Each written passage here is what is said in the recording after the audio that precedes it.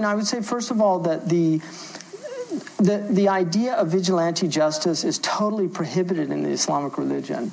No Muslim is allowed to take extrajudicial action in any situation. So there are blasphemy laws in Islam, just like there still are blasphemy laws in some European countries. So it's not like these things have completely gone away. They just don't implement them anymore. I mean, the last person to be killed for blasphemy was in Scotland, in the late 17th century.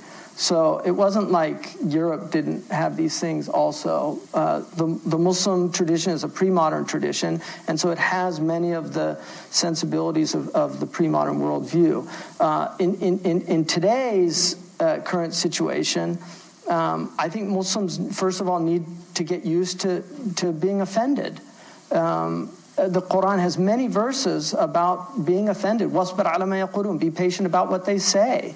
سَتَسْمَعُ مِنَ الَّذِينَ أُوتُوا الْكِتَابَ مِنْ قَبْلِكُمْ وَالَّذِينَ أَشْرَكُوا أَذًى كَثِيرًا. You're going to hear from the people that were given the book before you, meaning the Jews and the Christians, and the polytheists, much odious or noxious statements, and it says to be patient and don't get angry, and so there's a lot of things about just not getting angry. The Prophet once heard somebody call him mudhammam, which means it's the opposite of Muhammad. It means blameworthy, because Muhammad means praiseworthy.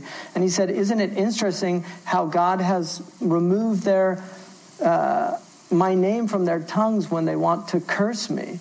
And he said, "They're talking about somebody named Mudhammam, and my name's Muhammad." In other words, they're not talking about me. And so those cartoons, anybody that says those cartoons were the Prophet Muhammad, as far as I'm concerned, is not a Muslim. It's a beautiful, Magritte has a beautiful picture, and it says, "This is not a pipe." And it shows a picture of a pipe, because we forget that the image is not the thing. And so if you make an image of something, it's not that thing. Those crucifixes, it's not Jesus on the cross. And so any image that's made, especially if it's a caricature, it's certainly not our Prophet. It has nothing to do with our Prophet. And then Muslims have to ask themselves, have you contributed to the drawing itself? Has your behavior contributed to the perception of this religion? So when Muslims do heinous things, unfortunately, Islam gets blamed. And with Christianity, that's not the case, because we're in a society where Christians are fully enfranchised. I know some people would debate the war on Christmas and things like that, but Christians are enfranchised. So when one Christian does a crazy thing, all the Christians aren't blamed for it. But unfortunately, we're not in a situation where Muslims are fully enfranchised in this country. So when one Muslim does a crazy thing, Islam is blamed for it. I mean, a lot of these people clearly have mental illness. I mean, the man that flew the plane into the IRS building after writing a serious political screed, he was just considered a crazy white guy.